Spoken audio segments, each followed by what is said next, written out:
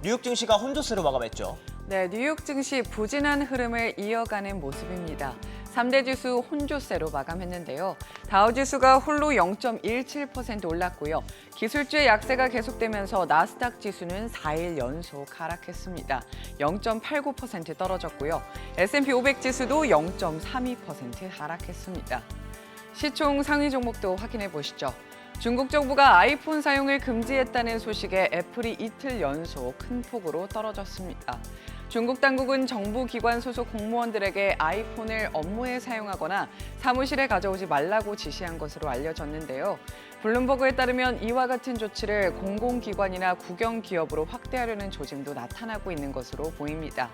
애플 외에도 마이크로소프트 0.89%, 엔비디아 1.74% 하락했습니다. 시총 10위까지도 보시죠. 테슬라와 메타가 0.17% 하락했고요. 버크셔 해서웨이는 0.05%, 일라이릴리는 2.37% 올랐습니다.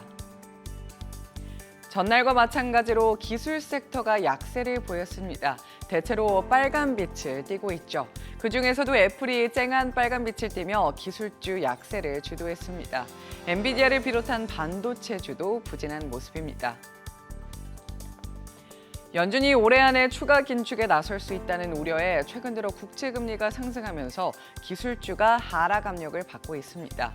여기에 고용시장이 여전히 강하다는 것을 시사하는 지표까지 나오면서 연준의 금리 인상 가능성은 더욱 커졌는데요. 지난 2일로 끝난 한 주간 신규 실업보험 청구자 수가 전주 대비 13,000명 감소한 21만 6천 명으로 집계됐습니다. 이는 지난 2월 이후 가장 적은 수준으로 월스트리트 저널이 집계한 전문가 예상치인 23만 명도 밑돌았습니다. 고용시장이 예상보다 강한 모습을 보이면서 연준이 추가 금리 인상에 나설 수 있다는 우려가 강화됐는데요. 금리 선물 시장은 연준이 오는 9월 FOMC에서는 금리를 인상할 가능성보다는 동결할 가능성을 여전히 더 높게 보고 있습니다. 다만 11월 회의에서 인상할 것이라는 시각은 적지 않은데요. 0.25%포인트 인상 가능성이 41.7%, 0.5%포인트 인상 가능성이 2.8%로 도합 약 45%에 달합니다. 앞으로 물가와 고용 지표가 어떻게 나오는지에 따라 추가 금리 인상 가능성이 절반을 넘을 수 있다는 의미죠.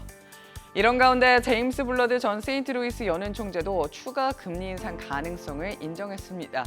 인플레이션 수치가 한동안 높은 수준에 머물 것으로 예상되기 때문이라고 말했는데요. 이는 연준이 금리를 더 인상해야 한다는 의미일 수 있다고 경고했습니다. 유럽 주요국 증시도 혼조세로 마감했습니다. 독일 닥스 지수가 0.14% 하락했고요. 영국 푸시 지수와 프랑스 까크 지수가 각각 0.21%, 0.03% 소폭 하락했습니다. 아시아 증시는 일제히 하락불을 켰습니다. 상해 종합지수와 홍콩 항생지수가 1% 넘게 떨어졌고요. 일본 니케이 지수는 0.75% 내리며 8일 연속 상승세에 마침표를 찍었습니다. 비트코인은 오전 6시를 기준으로 3,557만 원에 거래되고 있습니다. 최근 급등세를 보였던 유가는 하락 전환했는데요. WTI가 0.77% 내리며 배럴당 86달러 선에 거래를 마쳤습니다. 연준이 추가 금리 인상에 나설 수 있다는 우려가 커지면서 최근에 오름세를 보였던 국채금리도 하락했습니다. 전날 5%를 돌파했던 2년물 국채금리가 다시 5% 아래로 내려왔고요. 벤치마크인 10년물 국채금리도 0.04% 하락하며 4.2%대에서 거래를 마쳤습니다. 원달러 환율은 달러당 1,335원에 마감했습니다.